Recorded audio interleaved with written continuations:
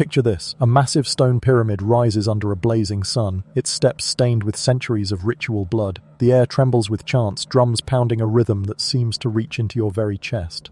Crowds gather, eyes wide, hearts pounding, as priests in elaborate feathered regalia prepare for the ultimate offering. And there, at the top, lies the victim, terrified, trembling, knowing the gods demand a price. Imagine being there.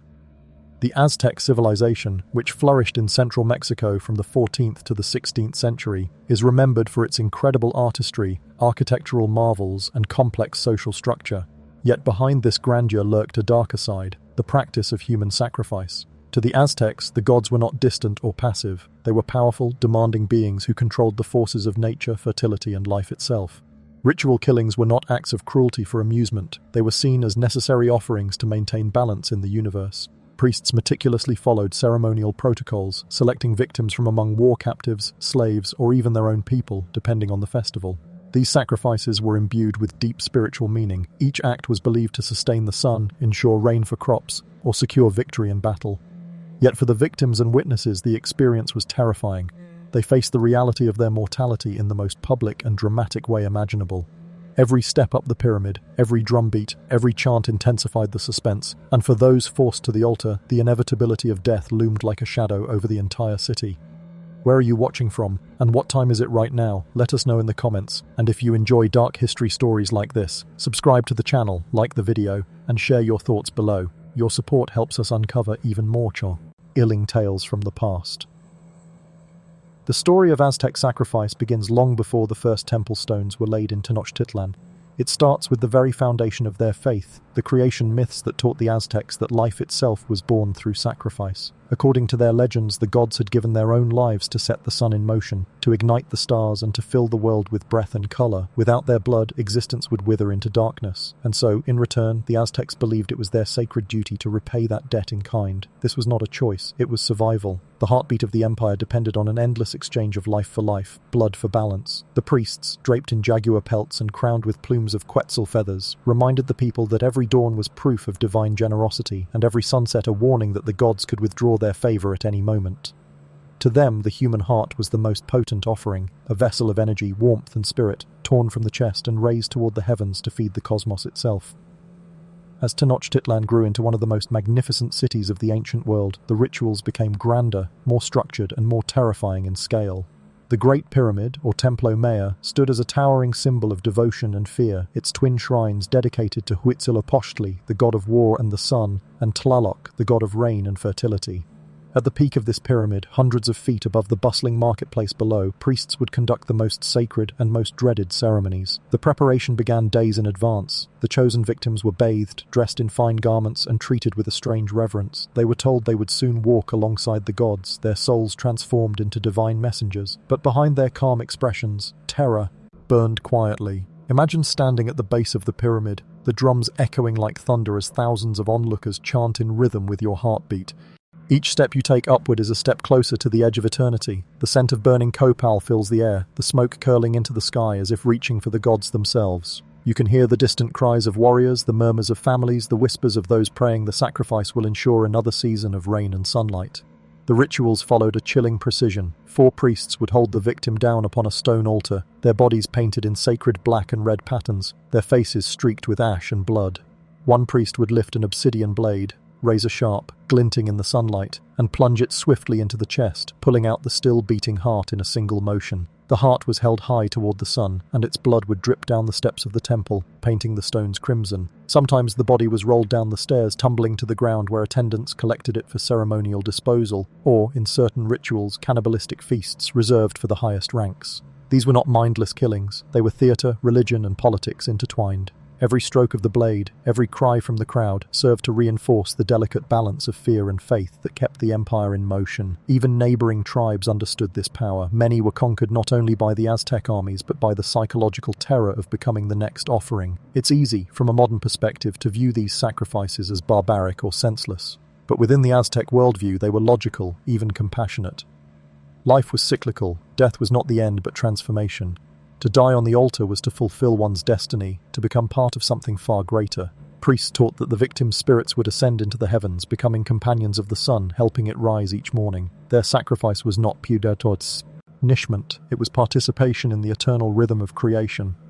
Still, beneath this theology there were layers of political control. The emperors and high priests used these rituals to demonstrate dominance, to remind their subjects that divine power flowed through them. A ruler who could command the gods' favor through sacrifice held ultimate authority. Festivals could see hundreds, even thousands, offered in a single day, the temple steps slick with blood, the sky filled with the metallic scent of iron and smoke. Imagine standing in the crowd, the roar of approval mixing with the screams of terror, and realizing that this was not horror to them, it was faith manifest. The people believed the world would end if they stopped, that the sun would falter, the rains would vanish, and the earth itself would crumble into chaos. And so they continued, generation after generation, convinced that through blood, the universe would endure. As the Aztec Empire expanded, the scale and intensity of the sacrifices reached new heights. Wars were fought not just for land or wealth, but for captives to feed the altars. They called these flower wars, poetic in name but brutal in purpose, battles staged to capture rather than kill so that prisoners could later be offered to the gods. Imagine standing on a battlefield where the goal isn't victory but selection, where warriors fight with the hope of taking strong, healthy enemies alive. Those captured knew their fate was sealed long before the final blow. They would be paraded through Tenochtitlan, adorned with feathers, painted with sacred dyes, and kept in ceremonial confinement until their appointed day. Some were treated with honor, given fine food, and even allowed moments of freedom. The Aztecs believed that fattening the body strengthened the soul for its journey to the divine, but no amount of ceremony could erase the dread of what was coming. On the morning of sacrifice, as the drums began to beat and the city gathered to watch, the captives' names would be sung aloud, offered like prayers into the rising sun. Each voice that called out was both a plea and a farewell. The ceremonies themselves were meticulously orchestrated performances, often lasting for hours. The priests would chant hymns in the ancient Nahuatl tongue, invoking gods of fire, rain, war, and corn. The air thickened with incense, as the rhythm of the drums grew faster, merging with the heartbeat of the crowd.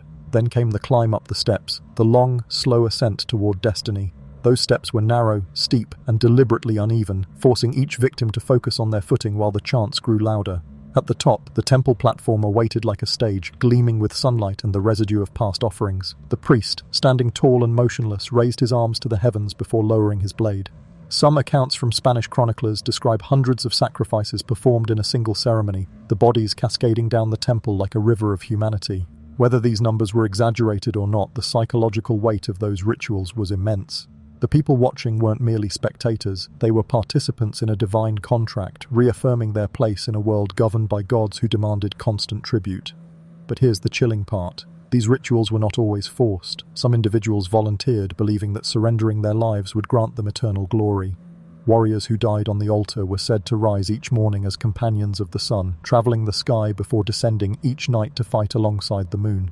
Women who died in childbirth were honored in the same way, seen as spiritual equals to fallen soldiers. This shared understanding of sacrifice unified the Aztec worldview. Life and death were threads in the same cosmic fabric. Yet even within that belief, fear never truly left them. Parents whispered prayers that their children would never be chosen, while warriors boasted of courage yet trembled when their turn came. Imagine the tension that filled the city during great festivals, the mixture of pride and terror, devotion and dread. The entire empire seemed to breathe in rhythm with the beating drums, knowing that at any moment another heart would be lifted to the sky. The arrival of the Spanish conquistadors in the early 16th century shattered this cycle forever. Hernán Cortés and his men were horrified by what they saw, documenting the sacrifices as proof of Aztec savagery. To the Europeans, the rituals were an abomination, something to be purged in the name of civilization and faith. But their conquest brought devastation far worse than any ritual blade. With disease, betrayal, and gunpowder, they dismantled not just a city, but an entire worldview. The temples were torn down, the idols smashed, and the sacred fires extinguished. Yet even as Tenochtitlan fell, the stories of sacrifice endured. They lingered in whispers, in murals, in the uneasy silence of those who had once believed that blood kept the sun alive. Centuries later, archaeologists would uncover skull racks, offering stones, and carvings depicting the rituals in stunning detail.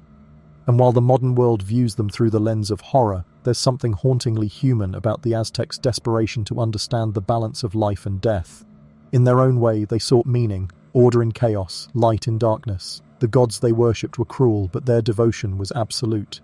The question that remains is timeless. How far will humanity go to feel connected to the divine, In the aftermath of the Spanish conquest, the world of the Aztecs was forever shattered, their temples reduced to rubble, and their rituals silenced under the heavy weight of a foreign faith. Yet even as two, here cities burned and their gods were condemned as demons. The echoes of their ancient sacrifices refused to fade. The people who once filled the grand plazas of Tenochtitlan carried with them the memory of those rituals embedded deep within their identity. The Spanish chroniclers tried to erase the meaning behind the offerings, portraying the Aztecs as savages drenched in blood, incapable of reason. But the truth was far more complex. Beneath the terror and awe there was purpose. To the Aztecs, sacrifice was never cruelty for cruelty's sake. It was an offering, an exchange, a way to hold back the chaos they believed lurked beyond the edge of the world. They lived in a universe of fragile balance where life and death were partners, not enemies.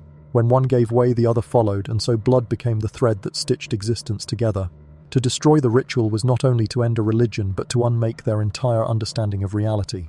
When missionaries arrived to convert the survivors, they were astonished by how deeply this belief ran. Villagers still whispered the names of the old gods, blending them with the saints of the new faith. The Virgin Mary took on qualities of Tenantzin, the Earth Mother. Saints were offered flowers where once hearts had been placed. Sacrifice itself evolved, becoming symbolic but never disappearing entirely. The Aztec soul, as some friars wrote, was like a flame that refused to go out. It only dimmed and changed color. Even under the gaze of the crucifix, the rhythm of old chants could still be heard faintly in the songs of farmers, in the rituals of harvest, in the prayers of mothers at dawn. For them, death was still a part of life's sacred pattern, and the world was still something that demanded devotion, even if it no longer demanded blood. The Spanish tore down temples and razed cathedrals in their place, but they could not cleanse the soil of what had been spilled upon it.